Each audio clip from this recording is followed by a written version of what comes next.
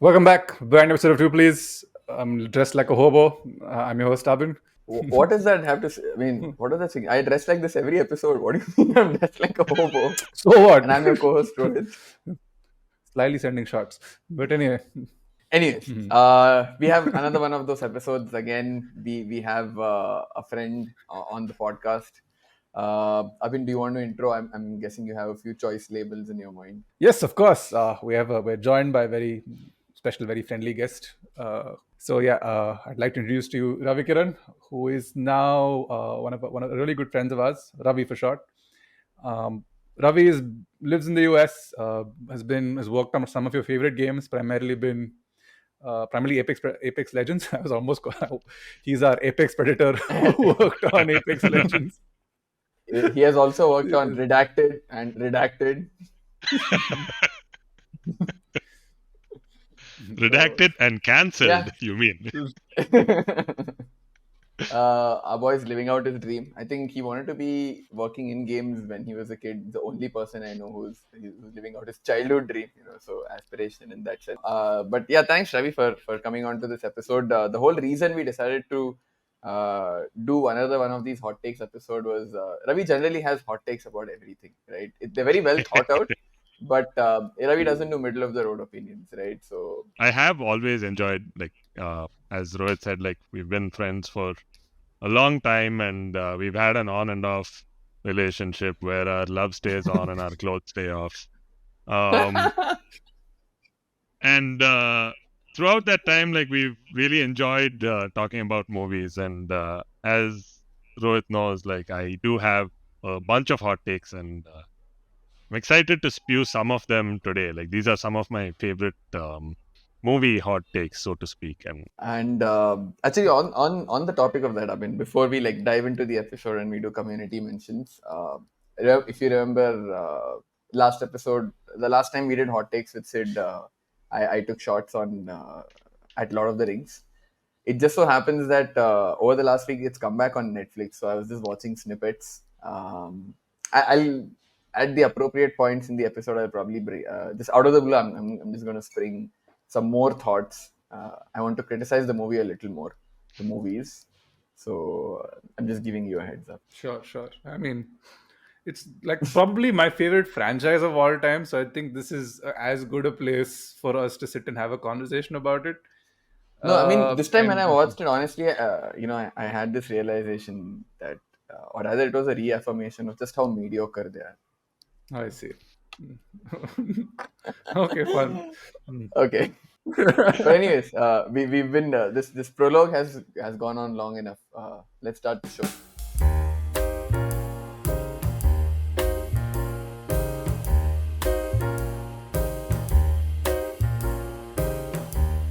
As per usual, did some community questions, asked them what their hot takes were. Some of them we've discussed in the past, like the one specific being, I mean, the age-old one being Rose could have moved Friends her is ass one. on the. No. Oh, Rose, yeah. Friends, yeah. Rose, I think, is probably the first, and Friends is number two, right? Like Friends is bad. Boo, Yeah. Friends is bad. And the other one, somebody said Christopher Nolan overrated. We've done that dance 100 times. And there was one more other, but yeah, it's okay. They were all not very it weren't like the prior episodes, guys. Community, what are you doing? Step up, man. This is the hot takes were not hot taking. I wanted to see some real shit that would piss me off, that would offend me. Every time I open up Twitter and I see an opinion, I'm just like, what the fuck? So that's what I wanted, but we'll keep that in mind for the next episode. But okay, Like J.R.R. Tolkien was a raging xenophobe. That would be a hot take. Sure. That Facts are hot takes now, is it? Yeah, actually, yeah, fair. That's not a hot enough take. I love that Ravi's on my side in this. Ravi's like, what? We've come on to some LOTR shitfest. Anyway. Okay. So yeah, let's get to it. So yeah, firstly, to get the ball rolling on this, I kind of wanted to start talking about this film that has been in the news of late. I watched it. The first one released in 2021, and the second one released 2 months ago, a month ago. And I have opinions on this film, and this is the Dune series, directed by Denis Villeneuve. Now, for those of you who don't know, Denis Villeneuve is one of my favorite working directors. I am of the opinion, another hot take, I'm of the opinion that Blade Runner 2049 is probably one of the top three best films in the last decade, The and hot take in you have is that it's ways better than the original. I That is still the hot believe take. it's better than. Yeah, I think it's better than the original. I've had people who've been like very upset with this take, like Rohit included, and I had a friend. I went to watch a movie recently. He said, "What the fuck? That's bullshit." But go back, watch 2049, watch the original. You see what I'm talking about. It's a much more accessible, a much I mean, more. I love you, but you're Yeah. wrong and you deserve to die. Okay. It is what it is. But anyway, that's a top. We have a whole episode for Blade Runner 2049. Please go watch that if you haven't. And the original Blade Runner, we discuss it extensively on that. But anyway, coming back to Dune, I don't think Dune is a bad movie. I don't think either of the films are bad films. I just don't think the source material works for films, because this the entire premise of Dune is okay. There is like it's based on political intrigue, and it's very difficult to communicate the world building side of it alongside the political intrigue in a 2.5 hour film. You can have it across a television series. You could have made this the new Game of Thrones, because there is enough time. You can spend enough time building that intrigue. Suddenly, to observe certain characters making certain jumps uh, feels very jarring. I had this issue with the first one where I was like, I don't have enough time with these characters where I feel like I'm spending enough time with them to know what their intentions are, or I forget intentions, why that I even care about them. Towards the end of the film, I'm like, Paul Atreides is a fucking idiot, and I have spent no time getting to know him. And towards the end of Dune 2, I was like, he's still an idiot, but in the other direction. And that flip, where his okay, spoilers for Dune, guys. Everyone's dog has seen it at this point. Rohit has seen it, which should be like an indicator of how many people have seen it. So Hello, I do this it's just podcast with you. What the fuck? you only you've No, said but no, that's like true. Last watching movies couple of isn't. years, my Yeah. movie watching has Yeah. gone down the drain. Yeah. Yeah, anyway, Yeah, so even I have seen it. Yeah. yeah, exactly. So that whole the entire Bene Gesserit angle, which who are kind of the crux of the story of Dune, because they are the idiots who are manipulating everything around, and you get like 4 scenes with them in 2 films. Charlotte Rampling with the, I forget what the Gom Jabbar, right? That the test where you Gomjabar. put your, Yeah. yeah, you put your hand through the box. There's some really interesting characters. But I want to see them. I want to spend more time with them. And more than anything else, the thing that stuck out to me like a sore thumb was Christopher Walken's Emperor. I was just like, dude, it's Christopher Walken sleepwalking through, no pun intended, sleepwalking through another role. Yeah. And every time he showed up on screen, I started laughing. It didn't work for me. I think visually very stunning, like beautiful set pieces, execution. There's a really nice juxtaposition of these two explosions that happen. The first one where Zendaya, like, she shoots like one of these hovercrafts and then runs as the hovercraft starts falling before it even hits the makes impact, and it cuts to the scene of her running as the hovercraft is falling around her. And there's another one where again see the explosion, and then you see the people running. Visually great, one of possibly one of the best looking films I've seen, and that's never a complaint with Denis Villeneuve. Just that with the characters that you've got on screen and the time you have with them, it just doesn't land. Also, no, Hrithik Roshan. There's a sand, there's a desert. It's a movie called Dune 2 that rhymes with Doom 2. Where the fuck is Hrithik Roshan? I like this hot take, Abhin, because like the best hot takes, you sort of agree and disagree with them, right? And when you were talking, I don't know if you, I was like thinking inside, because at a gut level, I wanted to say no, I don't agree with that, because it makes me happy that actual, I wouldn't call this hard sci-fi, but it takes itself seriously. Sci-fi that takes itself seriously being made into movies is rare, right? Because by and large, sci-fi as a genre is treated very in a very slightly gimmicky manner. It's tongue in cheek, it's played a bit for laughs. This is in the vein of Blade Runner and like good sci-fi, or say 2001: A Space Odyssey. They're very focused on the message they want to land, or whatever. It's a commitment. So I like the fact that Dune was attempted with earnest by Denis Villeneuve, and therefore, for that reason, a part of me was like, "Hey, it's a good thing that this happened." But the points you made are valid, right? And this is exactly the same sentiment I had. I felt this more in two, the second movie, Dune 2. I watched it with my brother-in-law, and when I came out, I told him, this was just too much story for the movie. Because, like you said, right, because you don't get to spend time with any of the characters, motivations need to marinate. That's how I see it, right? Or you need to marinate in the motivations to empathize with the character. Here, it's just somebody takes an action, next set piece, somebody takes another action, propels the story forward. Yes, I understand. There's a shitload of events that you need to condense into this runtime, but if we don't get to sit in that, what that character's thought process is, and I haven't read the books, but what I've heard is a lot of, especially what happens in the second movie, a lot of it, there's a whole parallel monologue that runs in Paul Atreides' mind, and he reasons with himself, and all of that we are not privy to in the movie. Yeah. For whatever reason, it's the limitation of the format, it's the limitation of the runtime they have, and that I feel that robs us of a lot of context, right? The second movie just feels like a greatest hits compilation of the actual events that play out on screen, but you don't know what's happening behind the curtain, right? Completely agreed on the visuals, outstanding. The point that I made the last time we discussed the first movie also, sound design somehow was even better in this movie.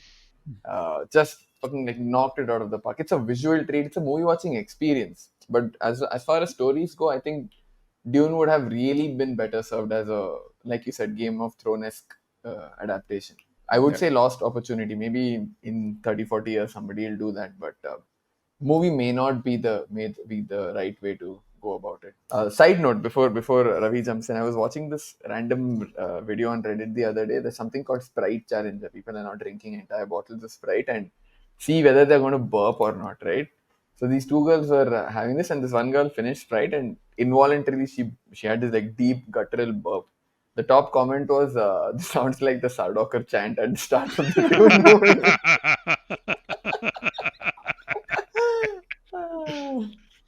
But Uh, anyway, what do you think, Ravi? Do you agree, disagree?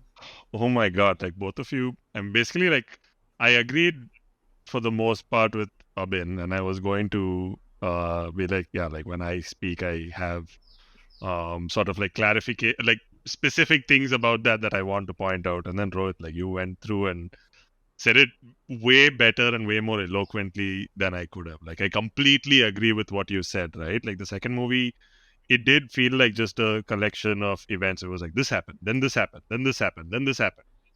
And you're like, bro, like I don't understand the motivations for a lot of these actions, because I feel like there was more time. These if you had let these plot points breathe a little, then like I would have, you know, actually been with a lot of the decisions that these characters are taking. But right now it really just feels like a Cliff's notes, or like just bullet point Yeah, summary of the plot points. And I also agree completely with like again, I also haven't read the book, and but like I have heard that there is so much more in the books. And Abhin, you also spoke a bit about that. You said like there's political intrigue and stuff, which is not, I mean, like obviously that is hinted at in the movies, but like it's, I mean, it's hinted at and like shown, not told. But like I feel like there's probably a lot more layers to it in the books that just wasn't brought across. And yeah, like I really appreciate that this movie exists, because honestly, like there's one thing here that I want to add, which is that I am a person who doesn't mind when like movies take like 2 or 3 viewings to get the most out of. Um Mm-hmm. I say this obviously in reference to Dune, but I just want to put in a shout out to Tenet, which is a movie that I had to watch like 2 times to fully grasp, and I was like, oh my god, I'm so happy that I did this. But no, about Dune, like it's but that's a hot I take. watched Somebody likes Tenet. I watched the That first, is. just gonna drop that there.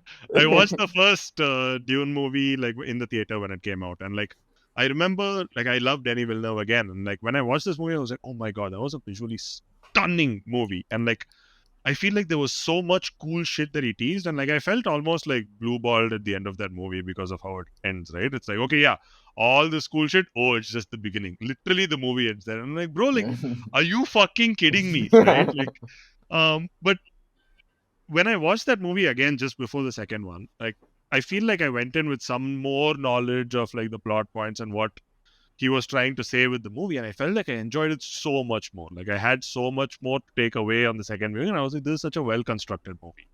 I watched the second part once, And I feel that I want to watch it one more time just to get the most out of it. I spoke to a couple of people, couple of friends who have also watched the movie, who I discussed movies with, and they were like, "Oh no, like second, third viewing is where we felt like we got the most out of it, and a lot of these actually seem to make sense." So I don't know about y'all, but like personally, I haven't watched it another time, and like if there are people who will watch the movie, who like to watch movies multiple times, maybe this is one of those movies that has something more to offer.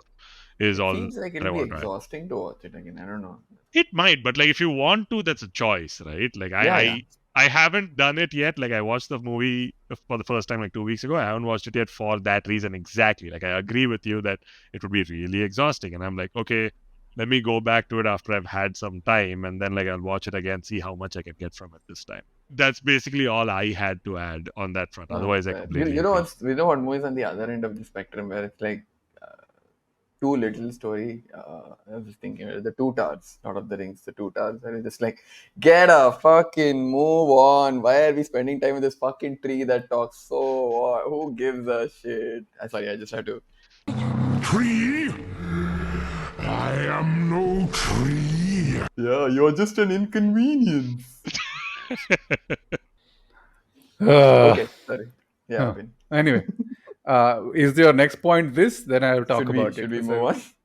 Wait, I've been let's move froze Abhin for on. me. froze. Yeah, Abhin froze. On that express, I think he just rage quit. No, he's Oh, there. No, no, am I back now? Am I anyway, moving? Yeah.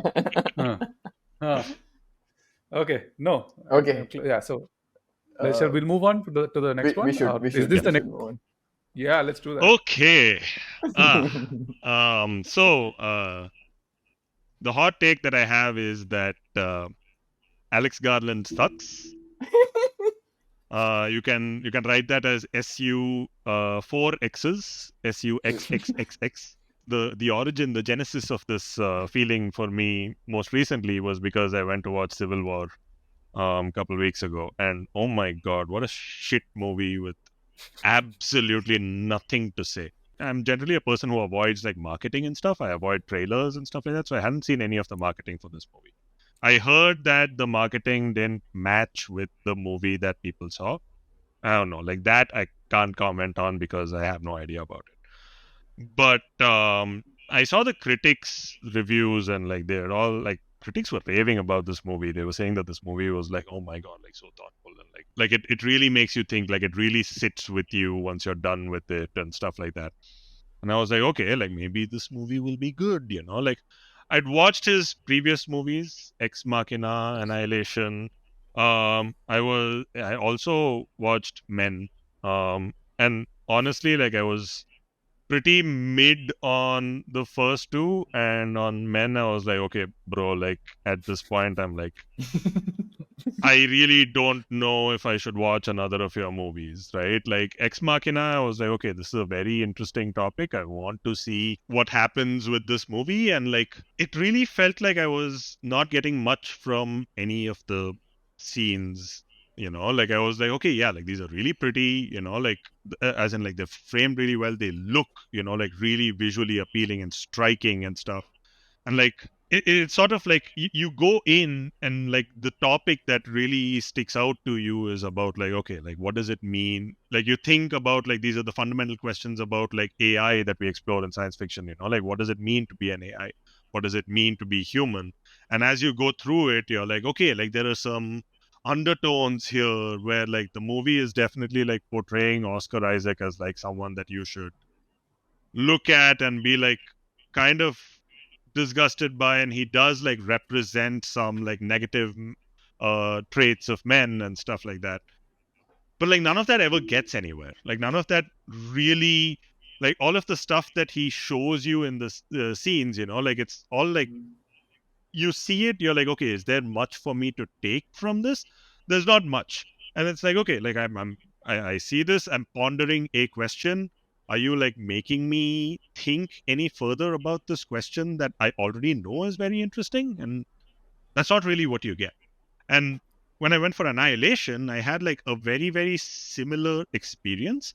But like I liked that movie more in some ways, less in other ways than Ex Machina. I really thought that like visually that movie is stunning, right? Like there are there's stuff that Alex Garland does on screen that just like I haven't seen any other director show us anything like that. So like in those aspects, like I'm not gonna spoil the movie for people who haven't watched it, but like there's things that appear in marketing stills and like really colorful things and like some striking shots again, because like visually striking stuff is really a hallmark of his work, right?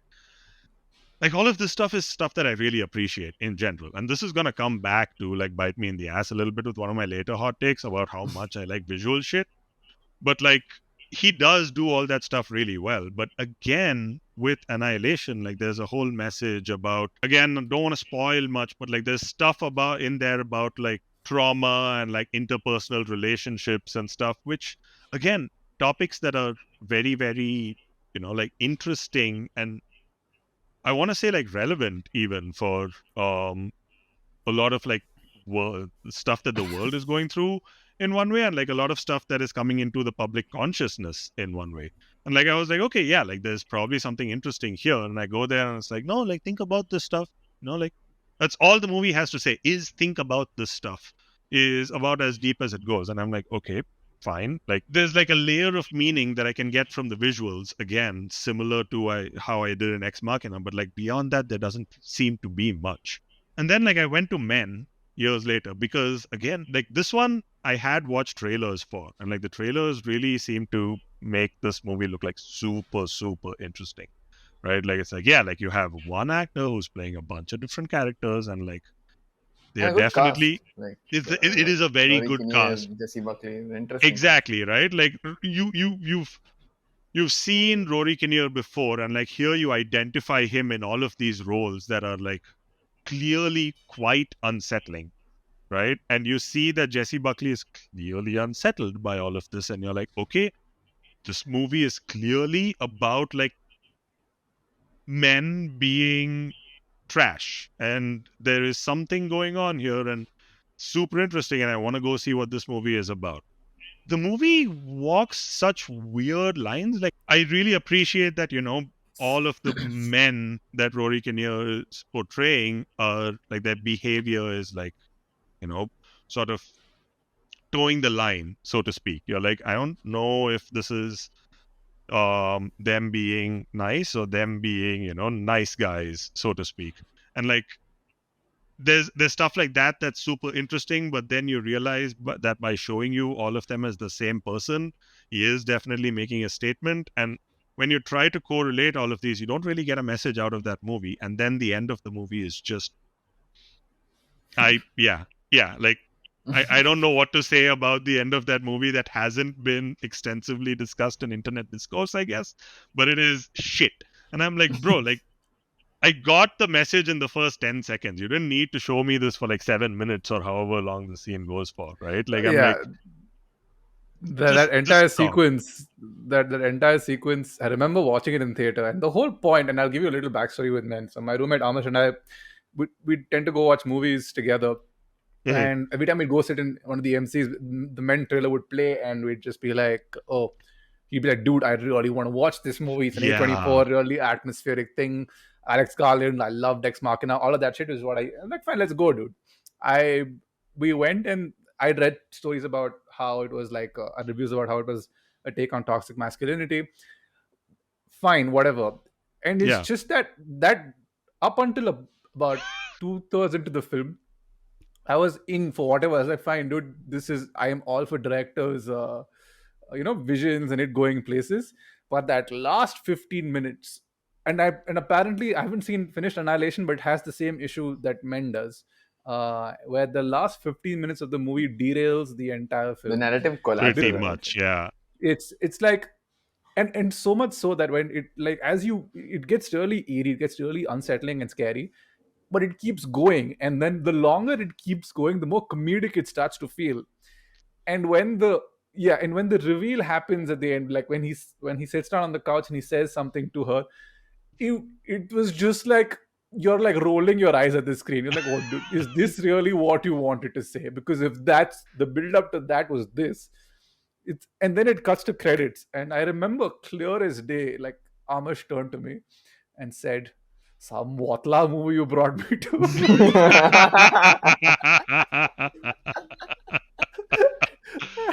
And I looked at him and I was like, "You fucker, you're the reason we're here. You've been hyping this movie for 2 weeks," and it became this. And we had an intense conversation about it on the way back. I was like, I understand directors' visions, that people tell the stories they want to tell, and he's like, I don't get this. This was the shit way to tell a story. And I kind of many months later got around to his point. It was a movie I was very kind to, but then the more I read about Alex Garland and the more I watched it, I was like, I mean, this was a little inexcusable. I'm not a big fan of Men. Annihilation, again, great visuals. Ex Machina, I don't love, but I like. Dread, which he wrote, is another really fun film. I didn't know he had written up until this point, but again, if you really want to condense it, it's the Raid Redemption with Judge Dredd in it. So it's like, if you want to be a little cynical about it, Civil War, I think, personally, from what I because I watched it after Ravi shat on it, and it generally felt like watching another Last of Us reboot, where like a bunch of people are driving across the country. It's a dystopian future, and it takes no sides. I understand, like, war journalists, that it centers around war journalists, right? Like war journalists who are trying to get one last interview with the president before the so-called revolution states, which I think Texas and California, like, fucking blows my mind that they picked those two states to form a coalition. But That's also it's just part that, of it, though, right? Like he's like, yeah, like it's Texas and California, but I won't tell you why because it doesn't matter. Like, go on. Sorry. yeah. But anyway, so I went to watch this film, and the whole point of it being, and like Kirsten Dunst plays this really jaded photographer, and there are like tropes, and she's accompanied by a bunch of tropes. She has like uh, the reckless young photographer that is a depiction of her. You have the flirtatious playboy companion. You have this old man who's like looking to go on his last journey before things go, like he's looking for that last thing before his body eventually gives up on him. Like, all these tropes are populated, and in what would make for a like a standard run-of-the-mill dystopian journey across the country kind of film, right? We've seen this. We saw it in Logan. We've seen it a dime a dozen times. And you have that one crazy character that shows up in the form of Jesse Plemons, who kind of like ups the ante on the tension. All well and good, but just it's like a little on the nose. But I guess this just his brand of storytelling. So the way I feel about Alex Garland, right? You remember in school we used to have this. You have to answer something in 50 words, right? And the answer in your head is like 20 words. I'm like, how do I make this complicated? So imagine writing something like, one solar revolution ago, I ingested yeast leavened bread. Yesterday we ate bread, no bencho. That's what you're saying. That's what Alex Garland movies are like. They're so dense and they sound so intellectual, actually pseudo intellectual, and it demands so much of your attention and energy to try to get to the heart of what the movie is talking about, right? The core point that he's landing, which even though at times is on the nose, you leave the movie thinking, hey, did I interpret that right? And you read up about it just to cross verify whether you understood it right. And when you realize you did, that center is quite hollow, in the sense that, yeah, I knew this dude. It's like, I didn't need to watch 2.5 hours of dense exposition to come to this obvious conclusion, which I would have made in like 2 minutes, right? Yeah, Which I is think why I a feel good it don't have staying power. Think about it, right? I don't remember. I know I watched Ex Machina. I know at the time I kind of liked it. I don't remember anything about it today. I do again. I watched Annihilation. Love the visuals. There's a great visual story there. I like the whole idea of an all women team going on that expedition. So yes, there are some interesting things happening there. But honestly, the only thing I remember about the movie is that the last 15 minutes just went for a toss, right? I haven't watched Men. Dread, like you rightly said, the things that make it work first, like far and beyond, is Carl Urban, right? Carl Urban makes that movie happen. Lena Headey's character makes that movie happen. The whole slow-mo visuals, that whole visual style are the things we remember. The story essentially is the raid. Oh, also, like, on the Dread thing, like Carl Urban basically confirmed that he was the person who directed Dread as well. Like, he said like Alex Garland was not credited, but he basically directed the movie. Like, the thing about Dread is that the movie doesn't actually have anything to say, which is pretty incredible considering that the comics had a lot to say, right? Mhm. And I think that is the only reason why it succeeds. Alex Garland did not intend to say anything in this movie. It was only a movie about his action and his visuals. So that's all that he put. And I was like, okay, yeah, this movie worked. It was very good. So I'm like, Alex Garland, please, if you're watching this, just stick to fucking action movies with minimal story. Okay, like you don't need to take sides. You set it in some fictional universe so that you don't need to take sides also. Please just do that. I will pay money and I will watch your movies. Okay. You take some Mad Max take also. I'm interested. I will pay money and watch it once. Please. Thank you. Okay. Wow, incredible rant. Yes. Before like disclaimer before I get into my hot take, this comes from a place of love. I have grown up with Harry Potter just as much as you two. Deeply love it. A fundamental part of my childhood. So with all of that said, what I want to talk about is how Harry Potter really does not hold up to scrutiny once you grow up a little, right? It works probably between the ages of 9 to 15 is the best time to get your first exposure to Harry Potter and consume it for the first time, live in that world and whatever. We've all done that, right? Imagined ourselves as wizards. What house would I be in? What adventures would I? All of that stuff. But looking back now, right, retrospectively as an adult with a little more, I would say, worldly wisdom, a little more, in my case, Ravi and Abhin know. As a quizzer, I have a great interest in etymology and stuff. So, the origin of words and language and where all of that comes from. You realize a lot of this world building and a lot of this shit that J.K. Rowling wrote seems to be just on the fucking fly, right? It's like stream of consciousness in the sense she just looked around. Oh, like yeah, this I'm just going to incorporate this in my story somehow. A lot of the curses are essentially just Latin words with like the barest minimum modification done, right? Like zero effort put into it. And maybe we are spoiled today because we live in a world where you have linguists coming in and creating the Dothraki language for the Game of Thrones episode, or I'm going to say something nice about Tolkien. He actually invented, Elvish language with intricate grammar. I mean, bit of a neckbeard activity if you ask me, sitting at home inventing languages. If I were to be completely honest, and from what I've read, is the whole LOTR verse was a medium for him to bring the Elvish language to its full expression, which sounds very ass backwards, but it's a kitchen or cooked up funda that I've heard somewhere. But anyway, my larger point being, in a world where we know that can happen, when you look at the way a lot of the language of the Harry Potter verse, you just realize this is like very base, L1 Latin bullshit. Like Crucio is one example. Petrificus totalis. I'm like, what the fuck is this? Seriously, right? So that's one aspect. The other aspect is, if you look at this, the second aspect, if there's a lot of posts online that make fun of this, right? A lot of her names of characters are borderline fucking racist, right? Like Parvati Anthony Patil, Goldstein. Anthony Goldstein. It's like the most stereotypical, like, she stopped short of saying Anthony Goldstein had a humongous nose, right? I'm glad that wasn't part of the description. I It's think the one that has aged the worst is Cho Chang. It is Cho the Chang worst. is the most It's, egregious. I was building up is to the that, most. right? It's just it like it.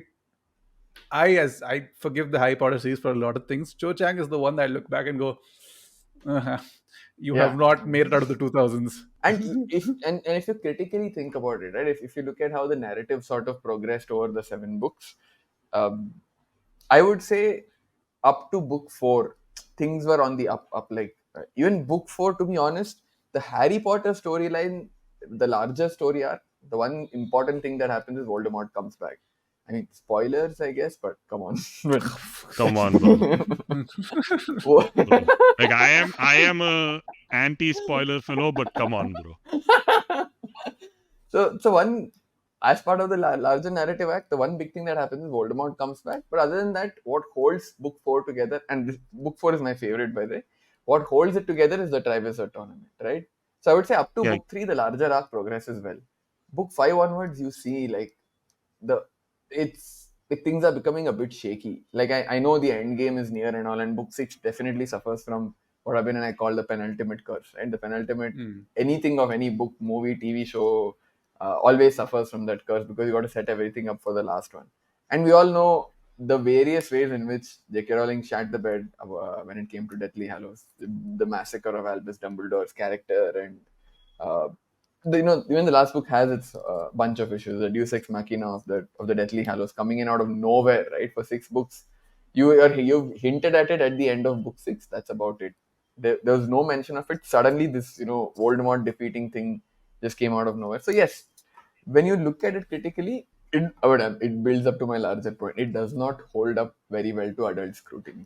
That's. I mean, if I were to make a hot takey version of it, I would say Harry Potter sucks, but that's not true. It just doesn't hold up very well to intense scrutiny. Let's put it that way. And the less said about J.K. Rowling, the person, the better. I'm not even gotten into that territory, right? Ravi, you want to take this? I mean, I don't have much to like add to that, right? Like because I should say like I actually didn't have much exposure to Harry Potter. I read every book exactly once, and I wasn't allowed to get the books because at home I guess they felt that I would get addicted to them or something. I don't know. Like, what's wrong if I read a book like 5 times, bro? Like, No, uh, that's what is addiction? You got any of them Harry Potter books? I don't fucking know, bro. But Oh man. I borrowed them from people like from the school library or from my cousins or something. Or like towards the end, like I could download ebooks and read those. Um, but like I mean, like I enjoyed them at the time, but I feel like some of the like you said, the Latin words just being like twisted slightly, like L1 disconnect only, it is like all of that stuff. I felt like not all of it, but like some of it I felt like I noticed then itself. I was like, what avada kedavra, this is clearly abracadabra, like slightly twisted. Like what are you doing, bro? Like um but I mean, like it was, I feel like that, I don't know. I feel like that sort of works for children's fiction a Yeah. little bit. But I really, in hindsight, when you look at the quality of the writing and how big of a success it has become and what a media giant it is and how much people love it and base their entire personalities on it Yeah. and stuff like that, like I mean, I'm not faulting any of it, but like if it were a pure meritocracy, if the world were a pure meritocracy, then this wouldn't happen, sort of, is the feeling that I get. But like that feels harsh. But again, less said about J.K. Rowling, the person, the better, and like I'm happy contributing as little as possible to her personal fortune. No, but Yeah. that's the So, point, right? When it comes to world building, sorry, quick point. I wanted to make a mention of this when I spoke. Is Abhin and I have shat on George R.R. Martin enough for not having finished the series. He's going to burn in hell. Chutia he is. But the books that he has written, if you want to look at world building, character development, motivation, all of that, A Song of Ice and Fire, the series, whatever exists to date, is a fucking benchmark. That is the benchmark to which, yes, probably I would say book 4 and 5, the world building is a little bloaty. It stretches at the seams of the number of characters you can care about at one point of time. Book 4 especially is a fucking grind. And even in terms of how the narrative moves forward, after having read those, I find myself a lot less charitable to Harry Potter. Let's put it. So anyway, I'll just try and keep my points on this very brief and very concise. Generally, if you dig deep through Harry Potter, you kind of tend to like realize there's not much hiding underneath the surface. What it does really well, and this kind of really comes out from how she planned it, right? 4 books. The first 4 books essentially revolve around the Dark Lord coming back. There is a guy who died, and so the narrative flows, and it's pretty much the same thing. If you've noticed, book 1, boy goes to school, realizes wizard, whatever. There's Dark Lord hanging in the background, ends with conflict with Dark Lord at the end. Same thing happens with book 2. Book 2 is kind of almost like a repurposed version, but they've thrown a magical creature in there that's causing major issues. Book 3, personally, my favorite of the lot, is there is somebody tied to the family who's a mass murderer who's trying to kill him because he disrupt because he's a follower of the Dark Lord. Book 4 is where shit really hits the fan, and I brought this up in prior episodes, right? Where I think the chapter is what, Flesh, Blood, and Bone, which is right after Cedric and Harry touch the cup and get transported to the graveyard. And this is the first time you encounter death in real time in the book, right? Because a lot of us just went back and said, "What?" Because Cedric Diggory is dead. Like a hand flashed out in the dark in the night, and yelled the curse of Arakra. Still thinking about it gives me goosebumps. So it's one of those weird things, and suddenly you're just like, "The hell!" And then it reads like a horror movie for us. You're just trying to understand what's happening, and as kids, that kind of sticks with you. Books 5 to 7, she self-admittedly said that she had writer's block. She didn't know what she was doing. Like book 5 is 795, 796 pages long. It is a massive ass book that kind of sets like she's dealing with Harry's adolescence. She's dealing with a bunch of things that are like obviously the political situation that's unfolding, governments trying to control. She's trying to put a lot of things there. And book 6, we've spoken about how it sets the board for book 7. I think when it comes to ending a franchise, it's very difficult to end a very beloved franchise that is widely received. And I think Deathly Hallows, for the most part, does it really well. It's one of those things where it neatly ties things up with the bow, a few casualties along the way, and says, this is how it ends, go with it. What really benefited this series was that it, like, if you look at LOTR was in the like late early mid 1950s, no? What? Just after. No, it's quite early. It's like 20s, 30s types. 20s, 20s, Quite a 30s, while right? ago. What am I saying? Yeah. So, but the movies came a full generation after. Harry Potter, the books went 97, 98. By the time 2001 rolled around, the Sorcerer's Stone was in theaters. So, association wise, it kind of hit all the check marks. Suddenly, people were reading the book, imagining things, and then seeing it visually on a screen or through the medium of games. I am a big fan of the movie license games, at least a few of them. The first and second Harry Potter, which was on the PlayStation 1 back in the day, are like polygons walking around, but I love it. There's so much nostalgia attached to it, and that's basically it. Why did I buy Hogwarts Legacy? Not because I'm a big J.K. Rowling supporting fan. It's because of the nostalgia associated with my childhood. It is a game I de-stress with. Like if I've had a long day, I will put it back up. I have a pet hippogriff in the game, and I will fly the fucking thing around the castle while playing Buckbeak's theme. And that for me is what Harry Potter is, the feeling of being part of that world.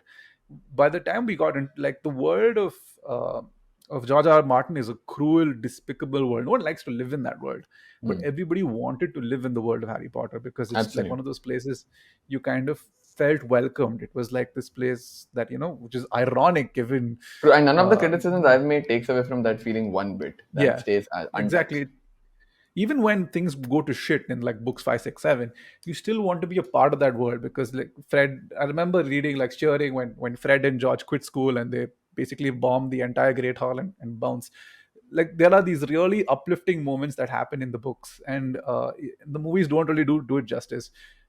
So I think it holds a place in time. I haven't read the books in quite some time. I was rereading Half-Blood Prince a few months ago, but it's not a series I keep going back to. But occasionally, I'll read through it once every couple of years. But I don't. It's not like doesn't form the way like my lifestyle the way it did in my, let's say, my pre-teens to like late teens. I love that series. The moment Deathly Hallows Part 2 ended, I felt like okay, that chapter closed and off we go. No, and I agree. George R. R. Martin's world is a cruel one. Lot of death, and it's not black and white. It's gray, and he shows that even good characters can have grisly endings, right? Just because your motivations are good does not mean the universe bends over to make things happen for you. And for all its whatever the faults that I pointed out about Deathly Hallows, J.K. Rowling has the courage to have characters that are fundamental to the core plot, characters that we have grown to care for over the 7 books. She has them killed, right? And because you've been with them for so many years, that impact, their deaths do impact you. Unlike Lord of the Rings, Return of the King, where, or other, across the 3 movies, the only characters of importance that die are Boromir and maybe Theoden, if you want to consider him important, right? All the good guys are unscathed at the end. Fucking bunch of them went to some Valinor to live forever. Like, what is this black and white bullshit, right? It's not realistic at all. Sorry. No, but that way, I mean, LOTR, the way the movies, definitely makes this thing. But the scouring of the Shire when Frodo actually goes back towards the end, and realizes that, oh, the Shire is affected. Oh yeah, So it's that's fair. not, That's yeah. fair. So it's like, no, it definitely has real world ramifications. I think with the problem with Return of the King was, it was one of my favorite movies growing up, but I still, it's not like probably my third favorite in the franchise at this point. I think Fellowship of the Ring is perfection. There is not a better fantasy film made to this day. I watched it in theaters last year again. It was, oh, it's perfect. Every beat of that film lands. Helm's Deep and Two Towers is, I personally enjoy it. I know you don't like it as much. And in terms of a climactic battle, I No, have no. So the yet to one see thing I a will better never take represent. away from the LOTR movies, jokes aside, the battle Mhm. scenes are even to this date untouched. Right. So I Even mean, like I'm having just watched, bringing in these yeah, jokes. I'm messing with you, but there are two things I that I know will it. wholeheartedly agree. The battle scenes are outstanding, and like even if I sit down and I want to take faults or point flaws or poke holes in armor of any character, the one character I can't is fucking Aragon is like all-time elite list of characters, right? Even Viggo Mortensen is an elite list actor playing this elite character, so that's something even I can't take. I have to concede, fucking insane. And honestly, like whenever y'all talk about like LOTR, I won't have anything to add because like um me personally, like LOTR has never done anything for me. Like Yeah. I've watched the movies, like never felt a thing. Like I watched all the extended editions, never felt a thing. I tried reading the books, always gotten like 30, 40, 50 pages in, like 6 times I think I've tried reading. Always like I'll get like 30 to 40 pages in and then I'm like, no, bro, like I don't want to do this. But I do think like that is because like I have like a personal Life. uh I have taste, bro. That's what I was going to say. But no, like no, like with like generally with fantasy, like I struggle to find a reason to get invested in a lot of fantasy unless it's like set in Earth in some way. Some people like to use the terms high fantasy, low fantasy. Some people think those terms mean something else. But like in that sense, like fantasy that is not set on visibly Earth is something that I struggle to connect with for some reason. So it might just be because of that. So I don't really think that's a criticism of the movies per se. But I will say that they've never done anything for me and I don't really feel interested in watching them again. So there's that Fair, fair. hot take. Hot take. Okay, so we're done with one each. I think it's time for round two. Okay, so round two of hot takes. Let's go around back to Ravi again. What's your second hot take, Ravi? Oh my god. Like I said, this is gonna come back to like the visuals thing was gonna come back to bite me in the ass. Um this is gonna be a hot take with like a significant disclaimer. I would say Zack Snyder ain't all that bad. The significant disclaimer is that I haven't watched the Rebel Moon movies. So the reason I say this is because like like I am a visuals enjoyer. Like I do feel like early career Zack Snyder has come out with a lot of movies that, you know, um he had like 300, he had Watchmen, which like yes, they were adapted from graphic novels and like he basically adapted them shot by shot, but like he does he has demonstrated, I think, over his career that he understands what good comic book framing looks like. And I use this term like very specifically because like I've always gotten the feeling when I watch his movies that like I'm watching comic book panels come to life. And for me personally, as a person who grew up reading, like I've read DC comics more than I've read Marvel comics, and like even more than DC Comics, honestly, I've read like Tinkle and Amar Chitrakatha. And like for me, it's a very powerful feeling to have a comic book panel just come to life in a way like that. And honestly, like I've been like in a similar way to what you were saying. I'm getting goosebumps thinking about like some of the scenes I've seen where like I've had that feeling. Right? Like, yes, I know that there are heavy criticisms for a lot of his movies, and like Rohit, you and I have spoken about this a lot. Like I realize that there are severe issues with like Batman versus Superman, Dawn of Justice. But like that movie is very dear to me. I will say that Man of Steel, and Abhin, you might have something to say here. Man of Steel, like I think it was received like 50-50 polarizing movie, but I think it was actually a fantastic Superman movie that has a very unique, fantastic Superman movie that like no, like that sort of Superman movie no other director has done. Like I think it was a very, very unique take on Superman. It's almost like Superman before he became Superman. What would happen if this severely socially maladjusted kid for whom mummy and papa are everything, literally everything? What would happen if you gave this kid everything and told him that he has to save the earth?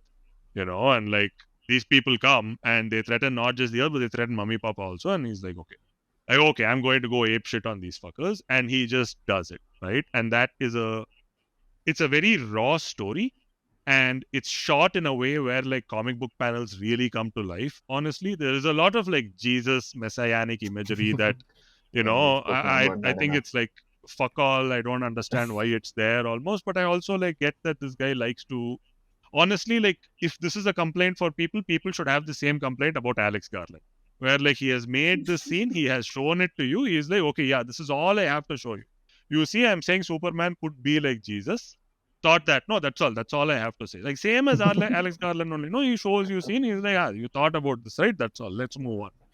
So like in that way, I'm like if people really like Alex Garland stuff, I'm like there's something that Zack Snyder has to offer as well. Like I honestly feel that way, and I realize that I'm not talking about Rebel Moon movies, which I've heard are extremely bad, but I will say that all the way until Justice League Snyder Cut, like I have been a Zack Snyder fan. I've enjoyed his movies outside of Sucker Punch, which while visually stunning is a very problematic weird ass movie. Look at him. Look at him.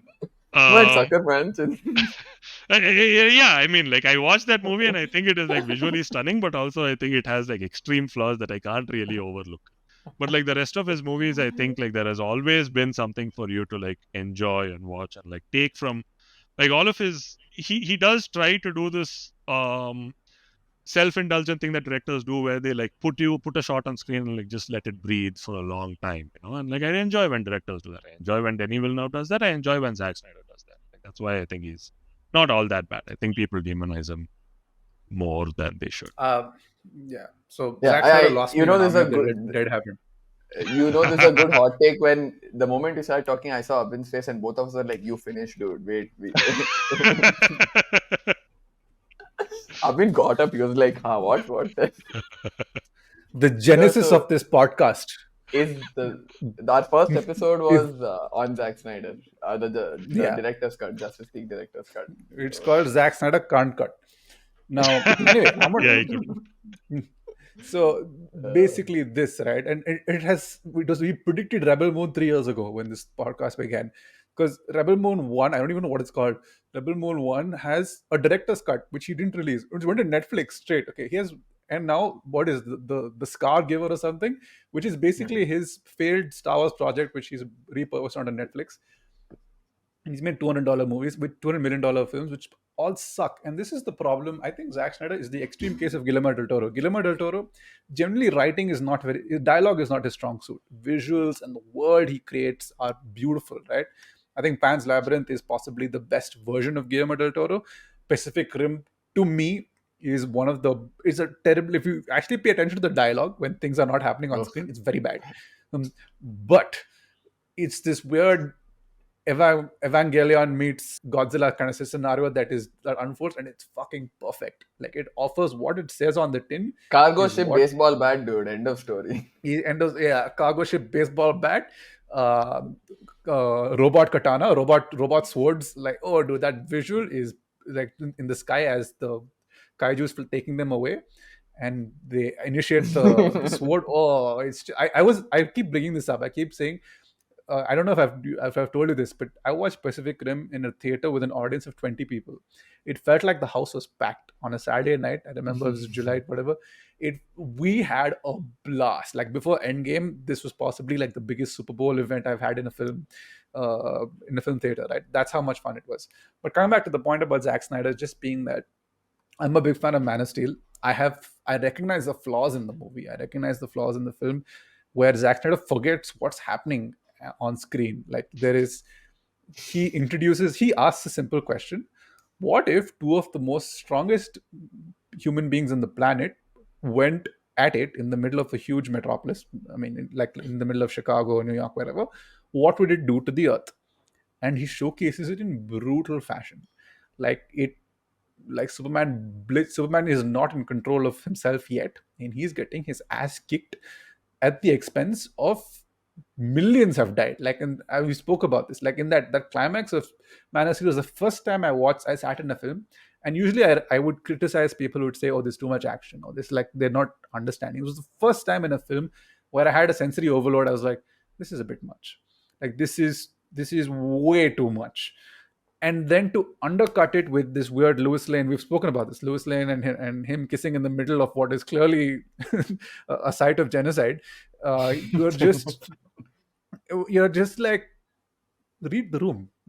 And this is the big pertinent issue with Zack Snyder. He forgets to read the room from time to time. Watchmen, I really enjoyed his film adaptation when I first saw it. Then I read the graphic novel and I was like, this man has adapted comic book panels to life, but there is no substance beneath it.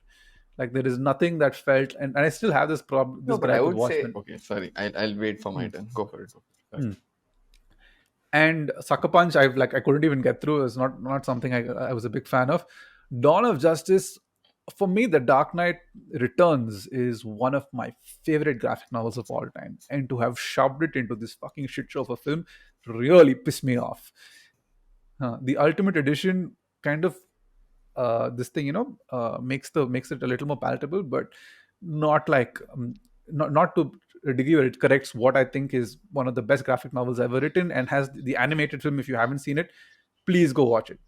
It has a terrific Joker and Conan situation that is beautifully realized in brutal fashion, right? So, and then when Justice League happened, whatever happened, a personal tragedy, and then the 4.5 hour epic that he dropped on HBO Max, I quite enjoyed it. After having watched it again, I'm just like, this could have been the movie. This could have been shorter. And studio interference is, after what happened with Man of Steel, I think they kind of kept getting involved with the project. And when Army of the Dead happened, which was I think a couple of years later, and I said, okay, finally you have your own vision. You can do what you want to do. And he delivered whatever that shit show was. It felt like I was watching a very poorly produced television show. And I don't know if this is a Netflix thing where Netflix chooses to light and color grade their films in a certain way where it looks like it's built for 4K televisions. It highly annoys me that that has become the norm these days, and more so, and we'll get to it because I'll talk about it in the Bollywood section. But this is something I've had an issue with for a very long time. And Zack Snyder, I really liked his aesthetic. The best part of his films was his aesthetic. 300, with that shot of Gerard Butler standing in the rain observing the Persian army is beautiful. Like the whole the hotcakes fight, everything is so well done, right? This, I felt he started compromising on his vision, and from what I've seen of Rebel Moon and whatever and the shit show that has followed, it seems like he's delving further into the, the aspects of him that aren't the best. I've mentioned this. I think he's a great visual director, but he's not a good storyteller, and I think that is the problem. No, I completely agree with what you're saying. And while I was chomping at the bit to respond to Ravi, I'm glad that Ravi made that distinction, right? For the most part, I think we can agree on the point that Zack Snyder has great acumen when it comes to visuals, or rather, I would say at large spectacle, because even soundtrack he gets it on point every time. Right? So Yes. I would say spectacle, like the movie viewing experience.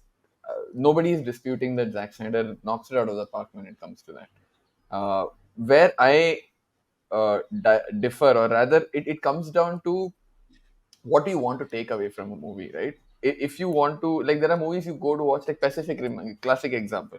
I'm not going to Pacific Rim for some depth of theme and deep philosophical questions. I'm going to see a robot beat another kaiju with a fucking cargo ship. That's my intention, right?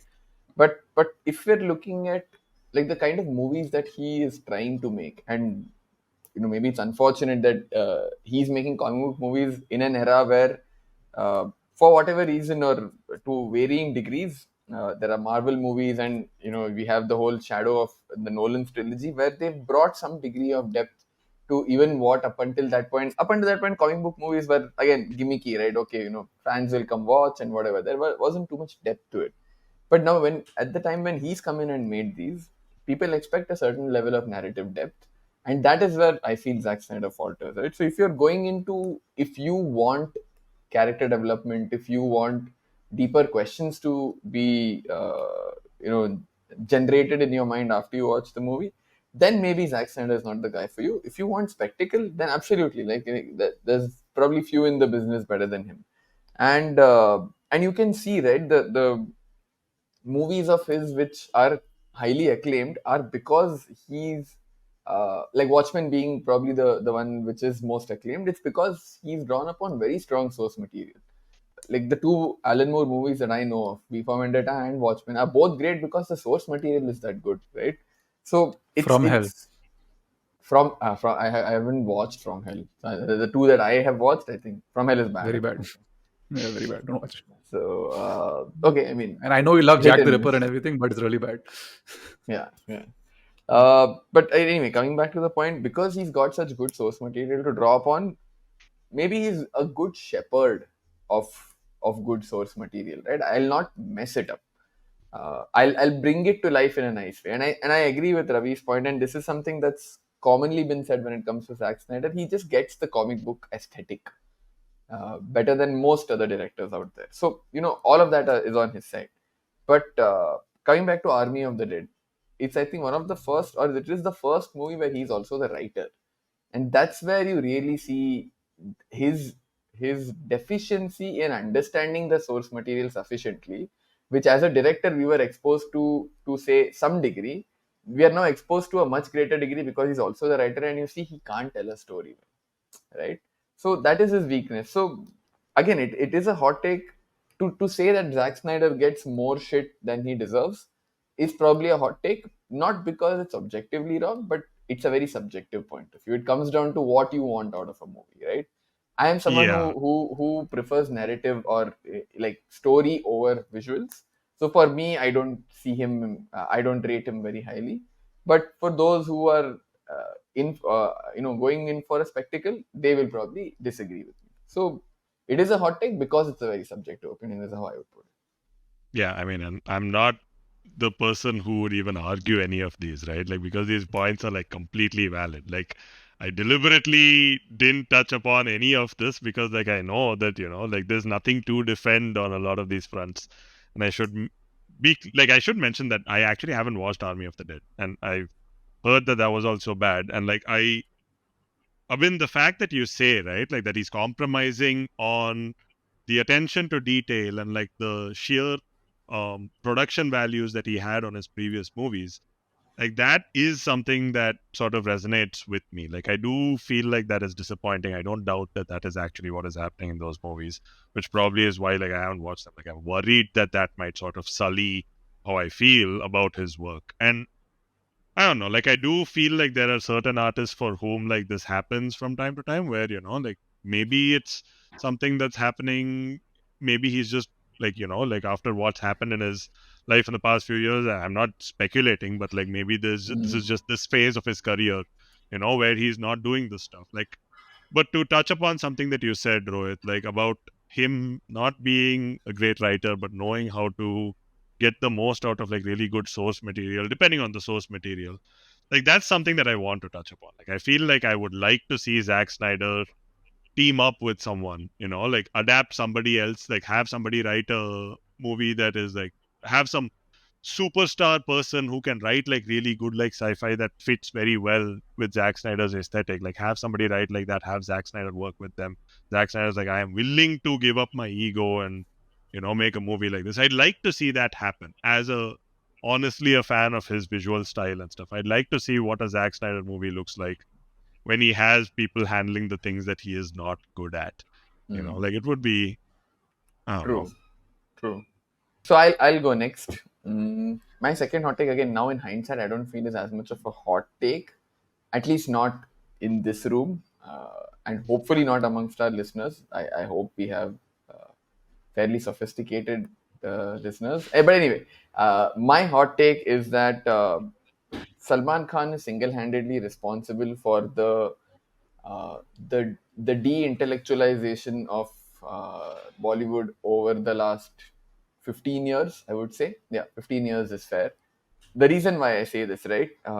Let's look at, say, movies from late 80s onwards. We've had enough problematic movies, especially early 90s. A lot of misogyny in cinema. Abhin and I have done an entire episode on it called The Trifecta of Pooh, which are these three terrible movies, which were like, and these movies had like rapes happen in them casually, right? If you see the Wikipedia description, it says she went to jail and she got raped. I'm like, why? What? Some context? Nothing.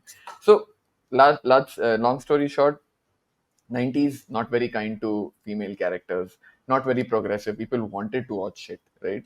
Cool. Early 2000s, I felt there were some green shoots of nice thoughts coming in, and a fresh voices sort of coming into Bollywood. You had Rakesh Om Prakash Mehra and Rang De Basanti, Delhi Six. You had movies like People Live, which like mockumentaries, satires, not something we'd seen for a while.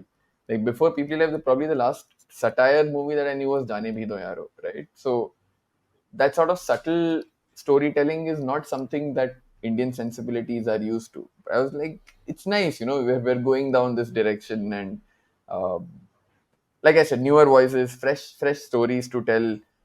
Maybe a little urban, maybe not as mass as movies in the 90s were, but like Dil Chahta Hai, all of these things, right? You could see that Bollywood was taking a new direction that, at least to me personally, looked nice, and hey, we're doing something different for a change. And then in comes Salman Khan with shit like Wanted and stuff like, hey, fuck that progress. Here, let's watch me move, put my hands in my pockets and move it and call it dance. And back to bullshit dialogue, like non-excuse of a story. I wouldn't say non-existent, excuse of a story. And again, now these movies hinge upon this cult of personality of this. Okay, I don't want to give him labels. We don't want to get libel lawsuits, but we all know what he's supposedly have done. So, first of all, it seems like a very distasteful character in person. And for him to come and do these movies, which I hold Prabhu Deva as much accountable, right? Because Prabhu Deva directed a lot of these Salman Khan movies, which have these terrible messages, right? Wanted for me is the one that springs to mind the most. Wanted became a hit, and then he just started doing the slate of same crap movies, right? Like Ready and whatever, the between 2008 to 2013, 14, Salman Khan would have these one or two movies every year, and they're all shit, right? The only exception, the only bright spot in that is Dabang. And the reason Dabang actually works is Dabang takes these tropes, inverts them on its head, and mines it for comedy. Dabang is very self-aware in the sense that, hey, we know this guy is a chutia. We know that these representations of Salman's characters on screen are not great, and we're going to poke fun at it. That's the reason Dabang works, right? It's the only Salman movie I like in the last 20 years, probably, right? But save for that, all of the other movies, I feel because those movies started working.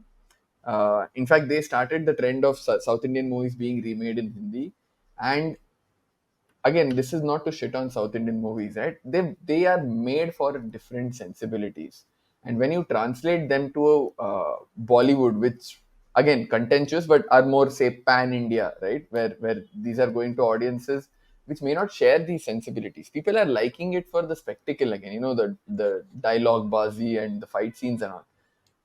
But South Indian movies are very misogynistic, right? Let's put it out for what it is. For the most part, right? At least the masala movies are quite misogynistic. And whatever green shoots were coming up, this wave sort of just washed over it. All of that has now culminated into what we've spoken more than enough on a bit, which is shit like Animal. Like Sandeep Pangareddy is the epitome or the outcome of the shit that Salman Khan started, is the way I see it. Like I call myself a person who likes action movies ranging the entire gamut. I will watch a shitty action movie. I will watch an excellent action movie. I will watch a mediocre action movie. late career Liam Neeson is my fucking hero, right? Because he literally just like at this point he makes like 2 movies in a year, like always with like the same like 2 or 3 directors, and like each of these directors, like they'll team up with Liam Neeson, put out like 3 or 4 of these movies, like, and all of them are fine entertainment for 1.5 hours, and then you literally forget it's the same character. And like I feel like I have a low bar for action movies, but like generally I do draw a line at movies that do problematic shit against women and like basically all of the major social issues of our time, like racist shit or xenophobic shit or problematic shit against women. I'm like, I don't have a taste for that stuff, and I haven't for like 10 years now at least, and like I haven't watched a lot of these movies specifically because of these reasons, right? Like the only, like, I know that there has been a surge of like South Indian movie remakes, and like honestly the only one that I've watched and enjoyed to any extent is Singham, the Ajay Devgan, and I Yeah, man. do genuinely believe that that movie is like a good ass movie, and it is a way better movie than even, like, to me personally, it is a way more enjoyable movie than the Tamil Singham. Okay, like, so because of that, like, that's a movie that really holds a special place in my heart.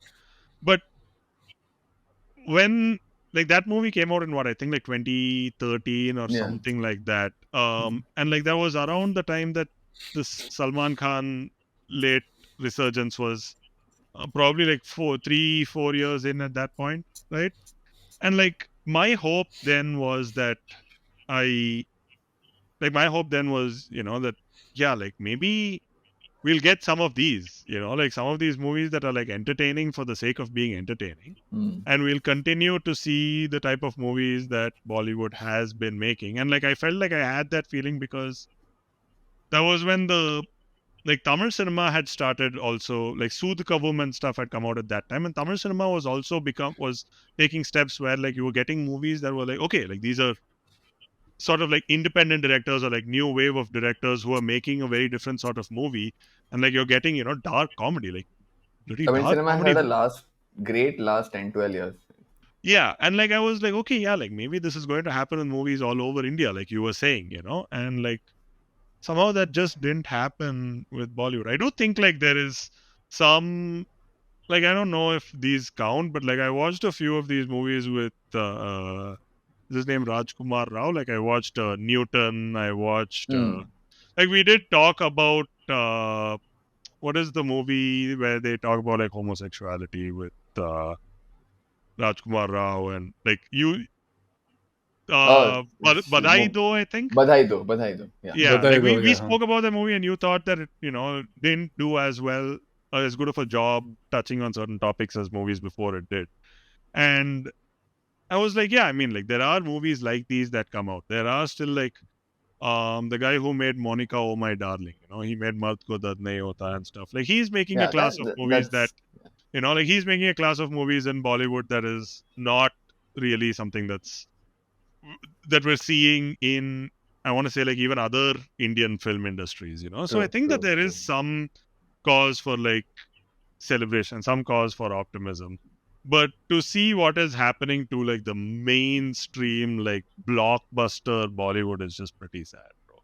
Like the fact that I was happy with Jawan, which honestly, like I thought it was a decent movie. Like objectively, if I go and see it, I thought it was a decent movie. But like if I compare it to movies that have come out around it, obviously it's not. But like I thought I was entertained. I thought it had a message that was more progressive than I was expecting it to be. And Atlee apparently copied from a bunch of movies which I haven't watched, so I didn't know about. But I thought like that movie was fine, but like the fact that that is the best blockbuster that I can think Yeah, of, I watched like it's sad in some and of itself. trash. It's so sad, bro. Like I the feel like shout out generally, yeah. like shout out Brahmastra Part 1 Shiva for being the shittest movie that I've seen in the past 10 years. Sorry, go Abhin. Shiva. Oh, Shiva. Oh, never mind. Rohit, you have to watch Brahmastra Part 2. I So refuse anyway, to, but okay. anyway, I'm gonna like make this very concise because we kind of addressed this on Hot Takes 1. We brought up a similar point and brought up Bajrangi Bhaijaan as a film that he really talked about Salman bringing up a bunch. I think you remember this. He spoke about how Bajangi Bhaijaan and like a bunch of these films scattered amongst the shit show that was the early 2010s.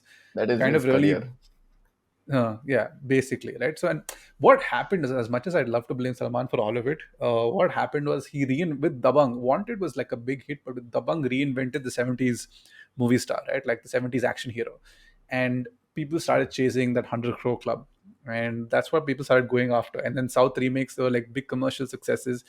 But there were also like these really interesting films that were coming out, which kind of got lost in the wayside. I think Aranya Kandam is the 2011. It's a neo noir film about two dons Yeah. that has Jackie Shroff in it. I saw it very recently, so it's one of those movies that I was like, fuck, I didn't even know they were making movies at the time. I think there's It's another super director cool. called there's another director called Miskin. I don't know how you pronounce his Miskin name. only, Miskin. Yeah. Miskin only, no? Yeah. And generally, Tamil cinema has been on the up for quite some Dude, time, and Tamil I have cinema it has is been killer for the last 12 to Tamil 15 years. cinema, even Malayalam cinema, dude. Like South cinema, Yeah. I've even I think Avesham, I've been in terms of commercial like films, right? I've been hearing very good things about Avesham. A little side note here. Fahad Fasil, they were asking Fahad Fasil is the reason why he wants to make movies. Fahad Fasil says, as a child, when I was growing up, I watched Cinema Paradiso. And what that movie made me feel, I have tried to make my audiences feel. Damn. That's That's a and lovely he's like, answer. in terms of what No, I'm Cinema getting Paradiso is goosebumps. like. We've all got Yeah. goosebumps once in this episode. Mm. Yeah, that Cinema Like, Paradiso episode is pending, Rohit. We really should get to it.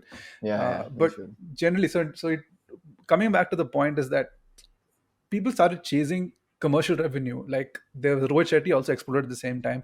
All of this became like this massive run to get to the 100 crore club, and then became the two. Then Bahubali came in, and that became the 300-500 crore club. What came next? And Brahmastra came in for whatever shit that it made about 600 to 800 crores. So it's always chasing revenue. And what the smaller films like the Rocket Sings and these are like the Peoply Lives and the Dobby Guards, not just here, globally have shifted towards streaming, right? I think the biggest there's a movie that came out recently called Chamkila, Amar Singh Chamkila, Amar with Singh Chamkila. which is being hailed as Imtiaz Ali's return to form, and it's on Netflix. It shouldn't be. Merry Christmas, which was in theaters for a very short period, and we've spoken about this. Those films are now coming back, and Salman, I think, generally rode that wave for the longest time. He was the most successful at it. Others attempted to do it over periods of time and failed massively. I know Shahid Kapoor had one big hit with R. Rajkumar, and everyone else has tried to ape the formula. But because of Salman's loyalist fan base, I think he realized very quickly that the art of cinema is dead in the country for a wider audience. No one cares. They're going that generally a big part of Indian cinema is escapism. People tend to watch it because it kind of takes them Life out is of their shit. daily routine.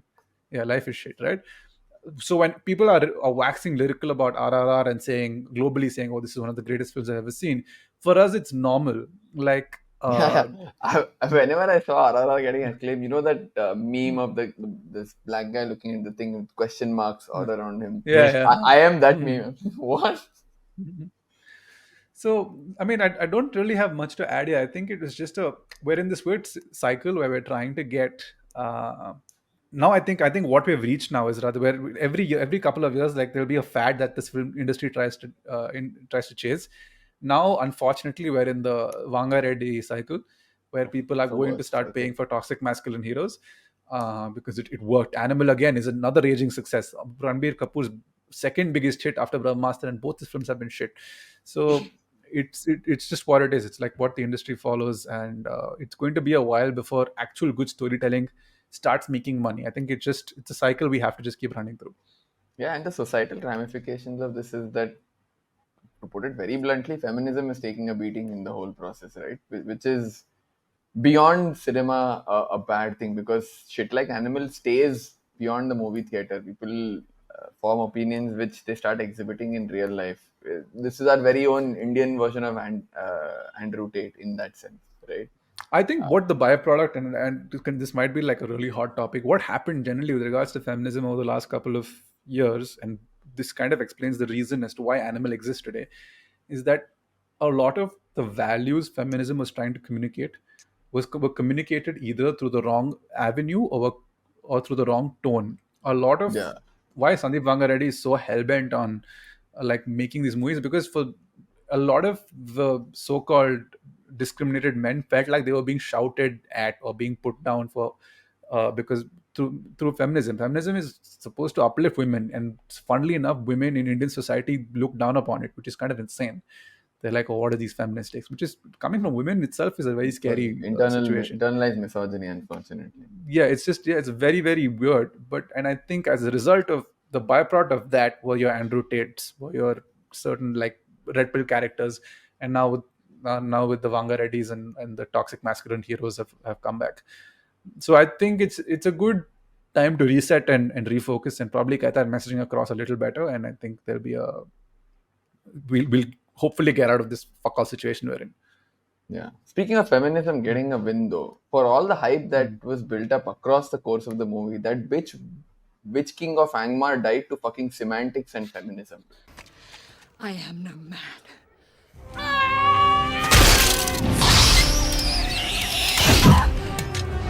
No man can kill me. I am no man. This is like some fucking middle nursery riddle, dude. I am no man. Le pakad bench और मर गया तू.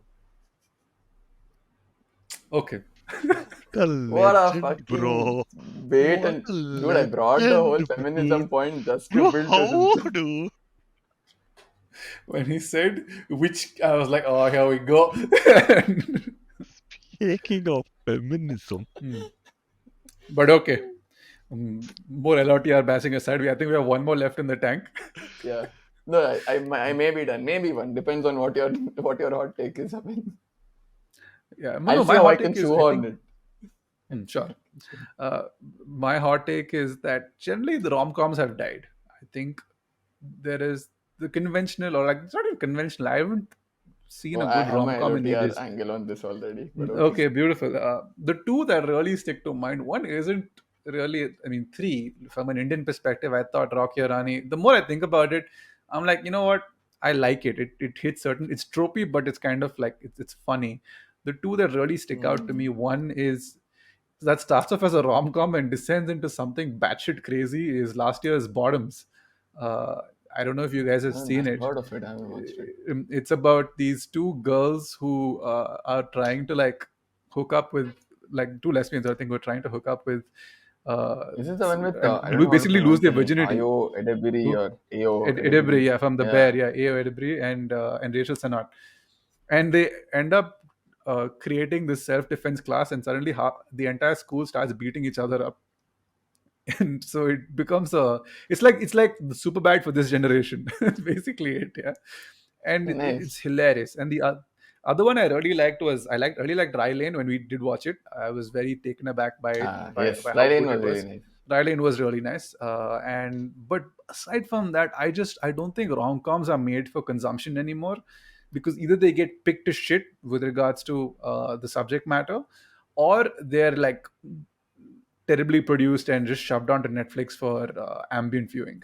It's a really sad state of affairs, because I don't remember the last time I sat at a rom com and was truly moved by it, where I felt even Anyone But You, which we kind of spoke about briefly over the last couple of episodes, is that the two leads have great chemistry and the stories might be shit. And the thing with rom-coms, you're not going there for the story, you're going there to see like two people who have great chemistry kind of hook up and like live happily ever after.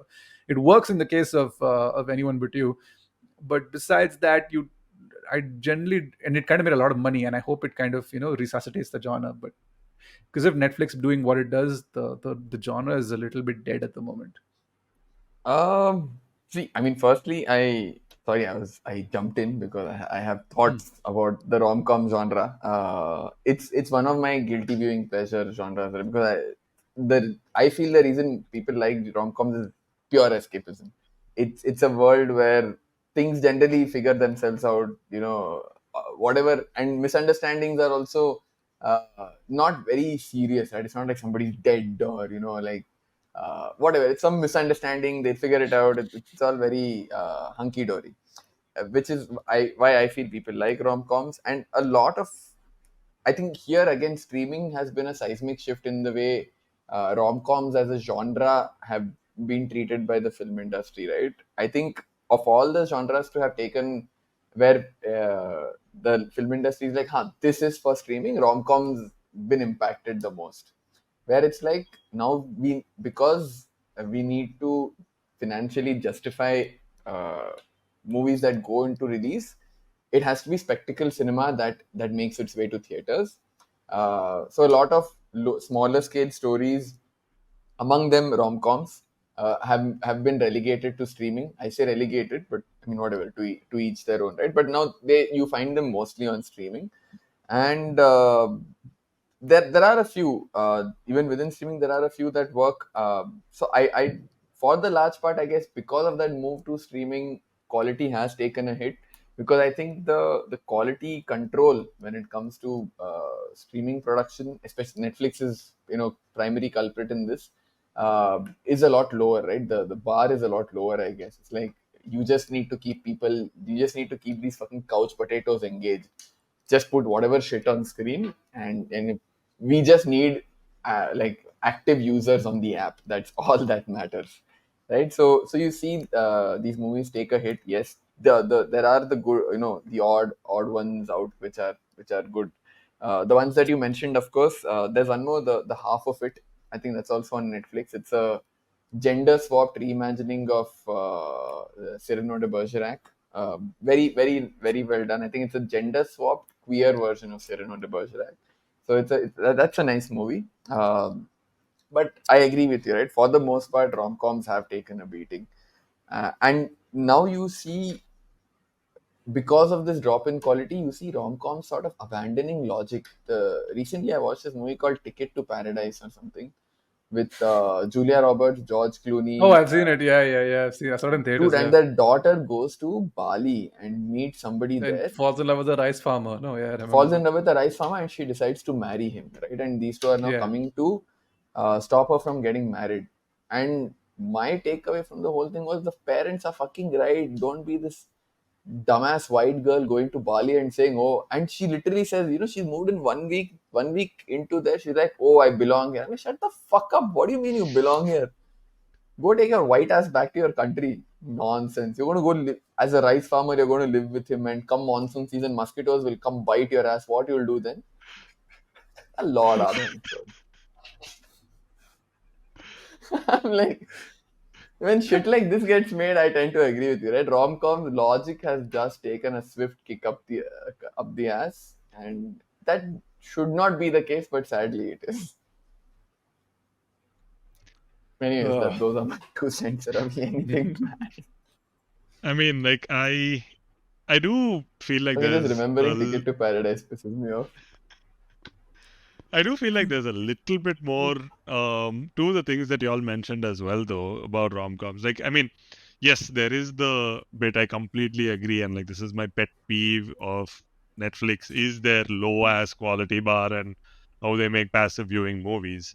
Um, and like that is like I do think like the reason that they have sort of become the home of rom-coms to a certain degree is because like theatrical viewing for couples, I'm sure, has like if I would Yeah, say like as a demographic, like couples would have shifted way more towards the home in terms of like theatrical, I mean in terms of like movie viewing.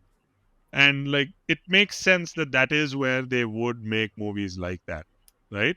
That being good said point. though, like I do feel like there is a shift a little bit in like I want to make a couple of like related points here. Like one of them is that I feel like there's a shift towards, I mean, like more diverse romantic comedies. Like there was a movie a couple of years ago in 2022, I think it was Bros. I think it was called Bros. It's a Hmm. romantic comedy about The Billy Eichner movie, no?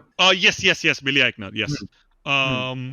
And like it has like it's basically a I think it's a gay rom-com. I haven't watched the movie. I Mm, know it was very, mm, very well received. And like a couple of my friends told me that it was super nice and that I should watch it. But like I do remember when they told me about that I was like, oh, good rom-com. Rom-coms are back. Like I had that thought then. So I was like, So there is definitely a lot of merit to, like rom-coms definitely being on the decline. But I do think we're probably like seeing a shift in the demographic of rom-coms a little bit.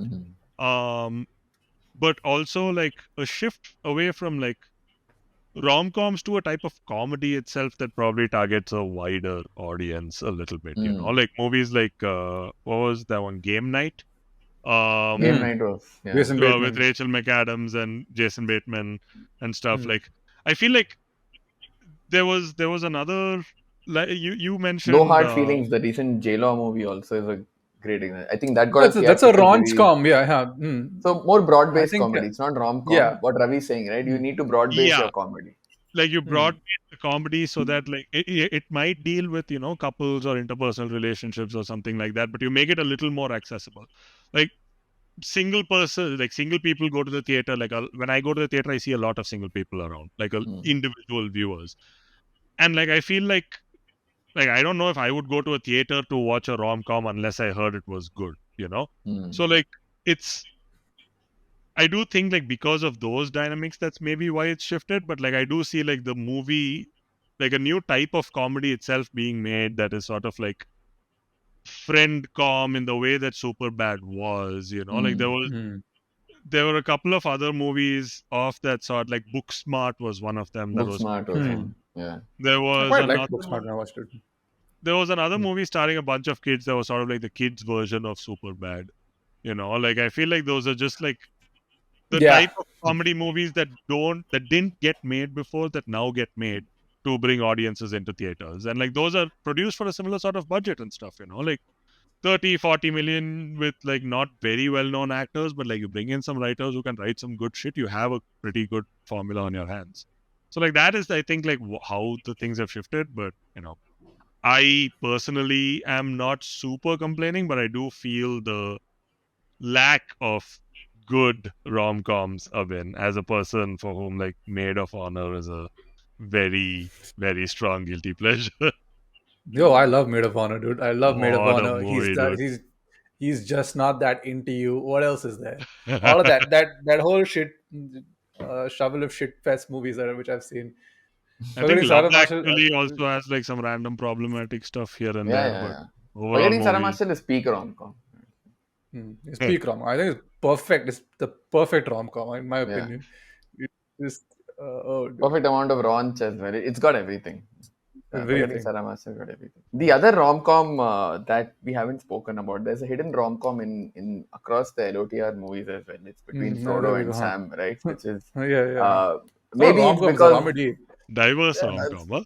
Yeah. No, it's a drama. No. Yeah, it's not a rom-com. It's a comedy more like, right? And maybe this comes from the fact that we as a society are not used to that sort of expression of brotherly love or platonic love between two men who are friends. But the whole, again, I don't know how it is in the source material, but the fact that Peter Jackson chose to represent it in that manner on screen with some of the dialogue that's in there is a choice at the very least. That's how I would put it, right? I sure I'm not the only one who at points while watching movie I'm like, are these two into each other? How do hobbits swing? I don't know, like, because I know there's that Rosie girl that Sam has a thing for, but we're in Mordor, we may not make it back. Let's make the best of it. You never know. Rohit, We already have the ring. If we already have I'm the just ring, kind of might hurt, as well put it Rohit. to use. Rohit, you're saying all of these things and they're tearing me apart. How dare you not think of me? Can you imagine the Nazgul flying back to find the ring and seeing it being put to use? Yeah, they go back to Sauron. Forget the ring. You're better off without it. It is. They have made their own Mount Doom.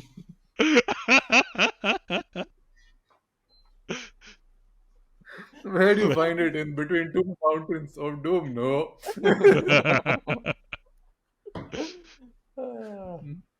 But yeah, that was my last stealth LOTR attack.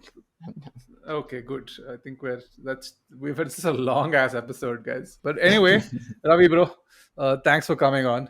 Thank you so much for having me, guys. Fun episode. I had We felt so like much he's been fun. standing throughout this episode, which is fucking insane. 2 Yeah, hours I in don't this know Fine, why dude. case. you get varicose veins, dude. Sit. That's a good point. I should get like We've compression all shot. crossed into our 30s. These are now legitimate health concerns. But yeah, But this yeah, was that's amazing. I've been wanting Ravi to get on an episode for so long. It just so organically happened that this hot takes episode made sense.